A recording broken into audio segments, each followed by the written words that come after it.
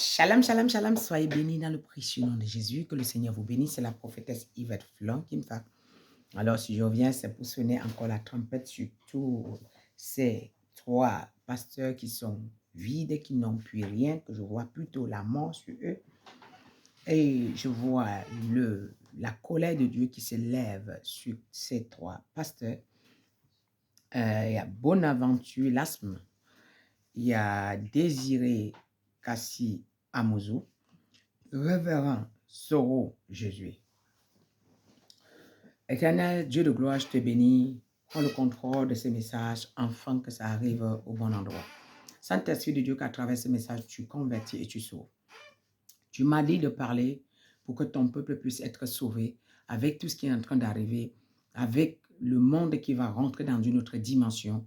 C'est une moyen d'interpeller tes serviteurs de Dieu et surtout aussi tes brebis et tes enfants, tous ceux qui ont mis la confiance en vous. Il y a beaucoup qui sont dans toutes ces églises-là, tout en sachant qu'ils sont en train de servir le Seigneur. Et pourtant, le Seigneur n'est plus là. Vous savez, chaque fois qu'un pasteur est devenu sec et qu'il ne peut plus arroser, le Seigneur dit que la brebis sera obligée de pécher. La brebis sera obligée d'avoir soif. La brebis sera obligée d'avoir faim parce que c'est à vous d'arroser. Mais quand vous avez pris d'autres chemins, vous avez pris d'autres tournures, vous avez pris d'autres virages, le Seigneur vous interpelle de retourner en arrière. Ça ne sert à rien que vous travaillez avec des esprits de python, avec des esprits de serpents, avec certaines choses qui ne glorifient pas le Seigneur. L'Éternel est en train d'appeler tous ces gens, regardez, Bonaventure là, revenez sur le droit chemin. Revenez sur le droit chemin. Que le Seigneur, revenez sur le droit chemin. Vous n'êtes plus devant Dieu. Vous avez quitté depuis. Vous n'êtes plus sur le droit chemin. Désiré, Kassi, Amouzou, revenez sur le droit chemin. Le Seigneur n'est plus avec vous. Le Seigneur vous interpelle. Vous dites que vous êtes de Dieu et vous n'êtes plus de Dieu. Vous dites que vous êtes avec le Seigneur, mais le Seigneur, et quand je vous regarde, Révérend Soro Jésus, carrément, c'est éteint. Vous êtes complètement tous éteints. Je regarde, il n'y a plus rien. Tout au contraire, quand vous partez pour vouloir délivrer, vous déposez plutôt les esprits. Au lieu de la délivrance, vous transmettez plutôt les esprits. Vous n'aidez pas le peuple à revenir. Le but pour lequel je fais cela, ce n'est pas pour vous nuire. Si un parmi vous peut écouter cette trompette et dit que Seigneur, il s'est arrêté, aller prendre des programmes. Dit Seigneur, j'ai décidé de revenir à toi. Bien aimé, que d'aller en enfer. Non, non, non, mieux vaut tout le monde te quitte, mais tu vas au paradis. Seulement, le diable vous a tellement formé, il vous a dit que non, c'est lui qui a le contrôle, il y a un espace où vous allez partir. C'est tout ça là le problème. C'est tout ça le problème. Alors, j'interpelle tous ces pasteurs de revenir en arrière. Et regardez les brebis que Dieu vous a, les brebis que vous avez. Regardez ces brebis. Le diable a envahi l'église. Les sirènes des eaux ont envahi l'église. La séduction est remplie dans vos églises. C'est le matu vu. Chacun veut se voir. Les gens se battent pour la rivalité. Pourquoi cette rivalité? C'est parce qu'il n'y a plus l'onction. La rivalité, pourquoi? Il n'y a plus la présence de Dieu.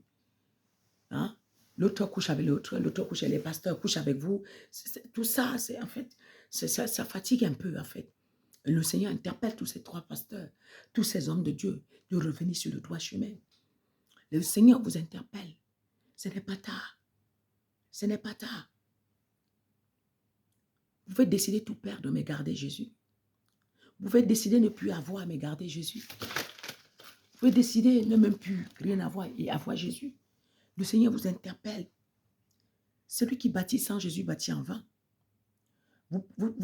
D'après vous, vous bâtissez les églises. D'après vous, vous formez les églises. D'après vous, mais Dieu n'est plus avec vous. Le Seigneur dit, la colère de Dieu va s'abattre sur vous et sur toutes ces églises-là. La colère de Dieu va s'abattre. J'entends la colère de Dieu va s'abattre. La colère de Dieu va s'abattre. Et le Seigneur vous interpelle. La colère de Dieu va s'abattre. Le Seigneur vous interpelle.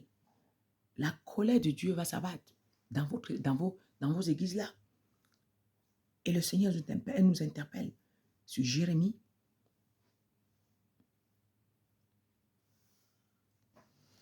Le Seigneur vous interpelle sur Jérémie 23, versets 1 à 2.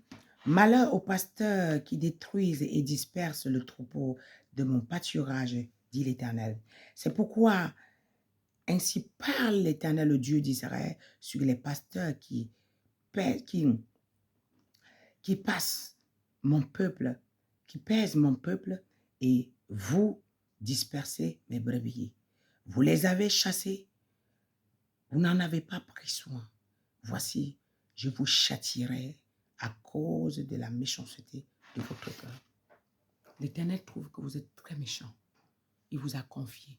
Vous avez le rôle de protéger. Vous n'avez pas le rôle de détruire. Vous avez pour but de protéger. Vous avez pour but de préserver. Vous avez pour but de faire du bien. Vous avez pour but de sécuriser. Et c'est vous maintenant qui les livrez. Vous les avez laissés au diable. Le diable égorge et détruit. Et pourtant, ils sont entre vos mains. Alors que cette parole revienne à vous.